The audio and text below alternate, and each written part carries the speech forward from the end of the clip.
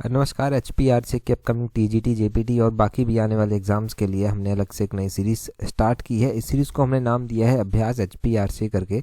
इस सीरीज़ में हम उन सभी टॉपिक्स को जो है वो कवर करते हैं जो एग्जाम पॉइंट ऑफ व्यू से इंपॉर्टेंट होते हैं और ऑफिशियली सिलेबस में मेंशन किए गए हैं। आज की वीडियो में जो है हम कुछ क्वेश्चंस को रिवाइज करेंगे जो हम पहले डिटेल से पढ़ चुके हैं। रिवीजन करेंगे और अच्छे से देखेंगे कि क्या क्या क्वेश्चन हम पहले पढ़ चुके हैं। अगर आप कंटिन्यू फॉलो करते हैं तो हर एक क्वेश्चन का आंसर आपको पता होना चाहिए। अब देखते हैं कितने क्वेश्चंस का आंसर आपको पता है, पता नहीं है। क्वेश्चन नंबर 1 देखिए, बोलते हैं क्या, बोलते हैं who led the movement for separate state of Pakistan. तो पाकिस्तान का अलग राज्य आंदोलन का, पाकिस्तान को अलग राज्य बनाने के लिए एक आंदोलन किया गया था। बोलते हैं इस आंदोलन का नेतृत्व जो था वो किसके द्वारा किया गया था। तो इस आंदोलन का नेतृत्व जो था वो मोहम्मद अली जिन्ना के द्वारा किया गया था। ऑप्शन डी जो है वो इस क्वेश्चन का सही आंसर हो जाएगा। क्वेश्चन नंबर 2 में बोलते हैं who among the following English man was honoured with the title of Khan by Jahangir. तो बोलते हैं कि निम्नलिखित में से किस अंग्रेज को जो है वो जहांगीर ने खान की उपाधि से जो था वो सम्मानित किया था। तो देखिए, जब ब्रिटिशर्स का इंडिया में आगमन हुआ तो उस टाइम जो है वो मुगलों के द्वारा उनको अलग टाइटल भी दिए गए। वो मुगलों के लिए अलग अलग गिफ्ट लेकर आते थे तो मुगल वहाँ से प्रसन्न भी होते थे, उनको वो एंटीक से लगते थे। तो इसी तरह जो है वो जहांगीर के द्वारा खान का टाइटल दिया गया था हॉकिंस को। हॉकिंस, जिसका ऑप्शन बी जो है वो सही आंसर हो जाएगा। नेक्स्ट क्वेश्चन देखेंगे हमारे पास क्या पूछा गया है। नेक्स्ट क्वेश्चन में बोलते हैं through which city does the river Seine flow. तो बोलते हैं ये जो सीन नदी है ये कहाँ से होकर जो है वो गुजरती है। तो सीन नदी जो है वो कहाँ से होकर गुजरती है, ये जो है वो पेरिस से होकर जो है वो गुजरती है। फ्रॉम पेरिस, पेरिस से होकर ये सीन नदी गुजरती है। ऑप्शन बी इसका सही आंसर हो जाएगा। आगे क्वेश्चन में बोलते हैं स्वीज कैनाल कनेक्ट। तो बोलते हैं ये जो स्वीज कैनाल है ये किसको किसके साथ जो है वो जोड़ती है। तो ये मेडिटेरियन सी को जोड़ती है, परंतु किसके साथ जोड़ती है, रेड सी के साथ जो है ये जोड़ती है। ऑप्शन ए जो है वो इस क्वेश्चन का सही आंसर हो जाएगा। आगे बोलते हैं match the item given in column A and B with those the column B. तो बोलते हैं ए और बी कॉलम में कुछ आइटम्स दी गई हैं, जैसे कि बेजल कन्वेंशन दिया गया है, मॉन्ट्रियल प्रोटोकॉल दिया गया है, क्योटो प्रोटोकॉल दिया गया है। अब दिया गया है कि ये किससे संबंधित है, ओजोन लेयर से संबंधित है, हैजार्डस वेस्ट डंपिंग से संबंधित है, या फिर ग्रीन हाउस इफेक्ट से जो है वो संबंधित है। तो यहाँ पर हम हर एक के बारे में जानेंगे। सबसे पहले दिया गया है ये बेजल कन्वेंशन। ये जो बेजल सम्मेलन हुआ था, बेजल सम्मेलन जो था वो हैजार्डस जो वेस्ट है उससे संबंधित है। तो यहाँ पर देखिए हैजार्डस वेस्ट डंपिंग से संबंधित जो है ये है। दूसरे नंबर पर ये मॉन्ट्रियल प्रोटोकॉल दिया गया है। तो मॉन्ट्रियल प्रोटोकॉल जो है वो ओजोन लेयर से जो है वो संबंधित है। अच्छा, आप कमेंट कर बताइए कि ये मॉन्ट्रियल प्रोटोकॉल कौन से ईयर का जो है वो प्रोटोकॉल है। तीसरे नंबर पर क्योटो प्रोटोकॉल दिया गया है। क्योटो प्रोटोकॉल जो है वो ग्रीन हाउस गैसेस से संबंधित है, ग्रीन हाउस गैसेस से संबंधित है। तो ए जो है वो दूसरे के साथ मैच हुआ, बी जो है वो पहले के साथ हुआ और सी जो है वो तीसरे के साथ मैच हो गया। अब यहाँ पर देख लीजिए किस तरह से ये मैच किए गए। यहाँ पर पहले का जो है वो दूसरा, दूसरे का पहला, तीसरे का तीसरा। ऑप्शन डी जो है वो इसका सही आंसर हो जाएगा। इस तरह से ये मैच होने हैं। अगले क्वेश्चन में देखिए क्या बोलते हैं। यहाँ पर बोला गया है, यहाँ पर देखिए total number of ministers including the chief minister in the council of minister in the state. तो बोलते हैं कि किसी भी राज्य के मंत्री परिषद में मुख्यमंत्री सहित मंत्रियों की संख्या कितनी हो सकती है। तो ये बोलते हैं ये can not be more than 15% of the total number of members of the legislative assembly of that state. Option C जो है वो इसका सही आंसर है। बोलते हैं कि ये जो है वो 15% से ज़्यादा जो है वो नहीं होनी चाहिए टोटल मेंबर से। तो can not be more than 15% of the total number of members of the legislative assembly of that state. 15% से ज़्यादा ये नहीं होनी चाहिए। अगले क्वेश्चन में देखिए क्या बोलते हैं। बोलते हैं if RBI increasing the repo rate what could the impact on Indian economy. तो रेपो रेट को जब इंक्रीज किया जाता है तो क्या होता है, उससे जो है वो इन्फ्लेशन जो है वो नीचे आती है, महंगाई कम हो जाती है, inflation will come down. Option A जो है वो सही आंसर इसका होगा। कई बार हम repo rate, reverse repo rate के बारे में पढ़ चुके हैं। अगला क्वेश्चन देखिए, बोलते हैं the period of rising inflation but fouling output and rising unemployment is called. तो बोलते हैं बढ़ती मुद्रास्फीति की दर गिरते उत्पादन और बढ़ती बेरोजगारी को क्या कहा जाता है? तो इसको जो है वो स्टैगफ्लेशन जो है वो बोलते हैं। स्टैगफ्लेशन ऑप्शन डी जो है वो इसका सही आंसर हो जाएगा। स्टैगफ्लेशन जो है वो इसको बोलते हैं। आगे बोलते हैं the most abundant metal in earth crust is, तो पृथ्वी की सतह पर सबसे प्रचुर मात्रा में कौन सी मेटल जो है वो पाई जाती है? तो most abundant metal in earth crust is aluminium, option C जो है वो इसका सही आंसर जो है वो होगा। आगे बोलते हैं the vitamin which is generally exerted by humans in urine is, तो बोलते हैं कि विटामिन कौन सी होती है जो मनुष्य के द्वारा आमतौर पर मूत्र में उत्सर्जित होती है? तो वो कौन सी विटामिन होती है? तो वो विटामिन सी जो है वो होती है। ऑप्शन सी जो है वो इसका सही आंसर जो है वो हो जाएगा। अगला क्वेश्चन देखिए, अगले क्वेश्चन में क्या बोलते हैं? अगले क्वेश्चन में बोला गया है who among the following was known as Lokhitwadi. तो लोकहितवादी जो है वो किसको बोला जाता है? लोकहितवादी जो है वो किसको बोलते हैं? अच्छा, अगर आपको ये डिटेल में एक्सप्लेनेशन देखनी है ना, तो ये इसी अभ्यास सीरीज का H17 पार्ट है, वहाँ पर ये डिटेल से सब एक्सप्लेन किया गया है। इससे पहले जो हमने पढ़ा वो H12 पार्ट है इसी सीरीज का, वो भी हमने डिटेल से जो है वो पढ़ रखा है। तो अगर डिटेल से अगर आपको एक्सप्लेनेशन देखनी है तो यहाँ से और रिवीजन यहाँ से आप कर सकते हैं। बोलते हैं कि लोकहितवादी के नाम से किसको जाना जाता है? तो वो गोपाल हरि देशमुख को जाना जाता है। ऑप्शन बी इसका सही आंसर है। आगे बोलते हैं who among the following commissions was not associated with public service in India, तो बोलते हैं विच अमंग द फॉलोइंग, इनमें से कौन सा कमीशन ऐसा है भारत का जो लोक सेवाओं से संबंधित नहीं है? तो इनमें से राधा कृष्णन कमीशन ऐसा है जो कि किससे संबंधित नहीं है? पब्लिक सर्विस से संबंधित नहीं है, एजुकेशन से रिलेटेड ये राधा कृष्णन मिशन जो है वो आता है।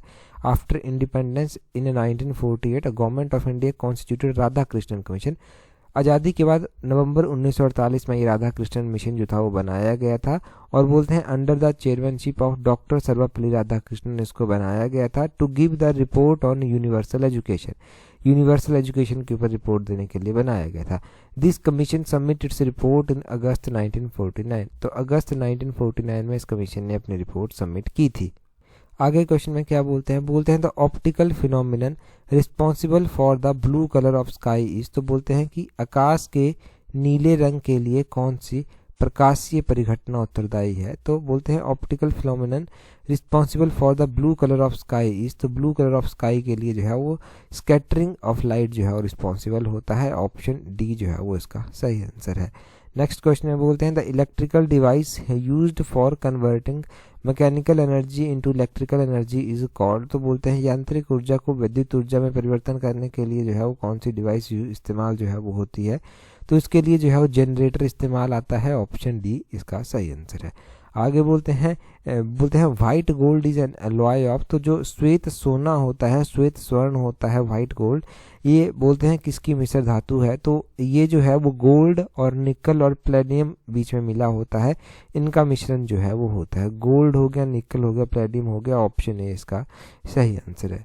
यहाँ पर बोलते हैं white gold is an alloy of gold निकल प्लेटिनम एंड एलॉय। एलॉय होता क्या है? एलॉय जो है मिक्सचर होता है दो या दो से अधिक मेटल का, ये भी पता होना चाहिए एलॉय क्या होता है। और वाइट गोल्ड की हम बात कर रहे हैं तो वाइट गोल्ड में 60% तो सोना होता है, बाकी का 25% निकल होता है और बचा हुआ 15% जो है वो जिंक इसमें होता है। थोड़ी मात्रा में प्लेटिनम भी यहाँ पर इसमें जो है वो पाया जाता है। आगे क्वेश्चन में बोलते हैं which one of the following is a tributary of the Brahmaputra river, तो इनमें से ब्रह्मपुत्रा नदी की सहायक नदी जो है वो कौन सी है? तो ब्रह्मपुत्रा की सहायक नदी इनमें से मानस जो है वो आती है। ऑप्शन डी मानस जो है वो सही आंसर है। आगे बोलते हैं यहाँ पर मैच द फॉलोइंग, यहाँ पर आर्टिकल दिए गए हैं और आपको बताना है कौन सा आर्टिकल किससे संबंधित है। सबसे पहले एग्जीक्यूटिव अथॉरिटी ऑफ प्रेसिडेंट, फिर है टेन्योर ऑफ प्रेसिडेंट, फिर है इलेक्शन ऑफ प्रेसिडेंट, फिर है इम्पीचमेंट ऑफ प्रेसिडेंट। तो ये आर्टिकल यहाँ पर दिए गए हैं। सबसे पहले जो एग्जीक्यूटिव अथॉरिटी ऑफ प्रेसिडेंट है, तो ये executive authority of president article number 53 से जो है वो संबंधित है। ए का हो जाएगा तीसरा। और उसके बाद टेन्योर ऑफ प्रेसिडेंट दिया गया है। टेन्योर ऑफ प्रेसिडेंट जो है वो आर्टिकल नंबर 56 में जो है वो आता है। बी का हो जाएगा पहला, ए का तीसरा, बी का पहला। आगे है election of president. Election of president जो है वो आर्टिकल नंबर 54 से संबंधित है। सी का जो है वो पांचवा हो जाएगा। और उसके बाद जो है वो इम्पीचमेंट ऑफ प्रेसिडेंट है। Impeachment of president article number 61 में जो है वो आता है। और डी का जो है वो चौथा हो जाएगा। डी का चौथा, सी का पांचवा हो जाएगा। तो ए का इस तरह से देखिए आप, ए का जो है वो तीसरा, और फिर पहला, फिर पांचवा, फिर चौथा। तीसरा पहला, तो इसका होगा तीसरा पहला और पांचवा चौथा। तीसरा पहला पांचवा चौथा, ऑप्शन बी जो है वो सही आंसर है। यहाँ पर भी इसको सही करें। अगले क्वेश्चन में बोलते हैं who among the following was never the Lok Sabha speaker. तो इनमें से कौन सा कभी भी जो है वो लोकसभा का स्पीकर नहीं बना था। तो इनमें से जो है वो के सुंदरम जो है वो कभी भी लोकसभा के स्पीकर नहीं बने थे। ऑप्शन ए इसका सही आंसर है। आगे बोलते हैं in the context of 5 year plan what was a major challenge encountered during the third plan period, जो कि 1961 से 66 तक था। तो बोलते हैं कि पंचवर्षीय योजना के संदर्भ में तीसरी जो पंचवर्षीय योजना थी उसके दौरान जो है वो बड़ी चुनौती क्या थी। तो बड़ी चुनौती इसमें क्या थी, the Indo Pakistan war of 1965। ये जो है वो एक बड़ी चुनौती जो है वो यहाँ पर थी, the Indo Pakistan war of 1965। आगे बोलते हैं mid day meal scheme was launched on. तो ये मिड डे मील स्कीम कब लॉन्च की गई थी। ये मिड डे मील स्कीम जो है वो 1995 में लॉन्च की गई थी और 1995 में भी अगस्त 15 1995 को इसको लॉन्च किया गया था। ऑप्शन सी इसका सही आंसर है। अगला क्वेश्चन देखेंगे हमारे पास क्या पूछा गया है। यहाँ पर बोलते हैं the first Paralympic games took place in. तो बोलते हैं कि पहली पैरालंपिक गेम्स जो है वो कहाँ पर हुई थी। तो पहली पैरालंपिक गेम्स जो है वो कहाँ पर हुई थी, ये रोम में जो था वो हुई थी। ऑप्शन इसका बी जो है वो सही आंसर है। ये पहली पैरालंपिक गेम्स जो था वो रोम में हुई थी। ऑप्शन बी सही आंसर हो जाएगा। नेक्स्ट क्वेश्चन में बोलते हैं who was the first secretary of the Indian Association established by Surendra Nath Banerjee in 1876। तो बोलते हैं 1876 में सुरेंद्र नाथ बनर्जी द्वारा स्थापित इंडियन एसोसिएशन के पहले सचिव कौन थे। तो इसके पहले सचिव जो था कौन थे, आनंद मोहन बोस जो था वो इसके पहले सचिव थे। ऑप्शन सी इसका सही आंसर होगा। नेक्स्ट क्वेश्चन में बोलते हैं in which year was the All India Trade Union Congress, जिसको AITUC भी बोला गया, ये AITUC All India Trade Union Congress कब बनाई गई थी। ये 1920 में जो था वो बनाई गई थी। ऑप्शन सी इसका सही आंसर है। आगे बोलते हैं which layer of the earth atmosphere is responsible for protecting life on earth by blocking harmful terrestrial solar radiation. तो बोलते हैं कि पृथ्वी के वायुमंडल की कौन सी परत हानिकारक स्थलीय सौर विकिरण को अवरुद्ध करके जो है वो पृथ्वी पर जीवन की रक्षा के लिए जिम्मेदार है। तो ये कौन सी है, ये है स्ट्रेटोस्फीयर। इसका ऑप्शन ए जो है वो सही आंसर है। इसका ऑप्शन ए सही आंसर हो जाएगा। अगला क्वेश्चन देखिए क्या बोलते हैं when did the green revolution begin. तो जो हरित क्रांति आई थी वो 1966 में जो था वो स्टार्ट हुई थी। ऑप्शन डी जो है वो इसका सही आंसर है। आगे बोलते हैं विच of the following is not function of chief minister of Indian state. तो चीफ मिनिस्टर का फंक्शन इनमें से कौन सा नहीं है। यहाँ पर दिया गया है ऑप्शन ए में coordinates the functioning of inter state public service commission.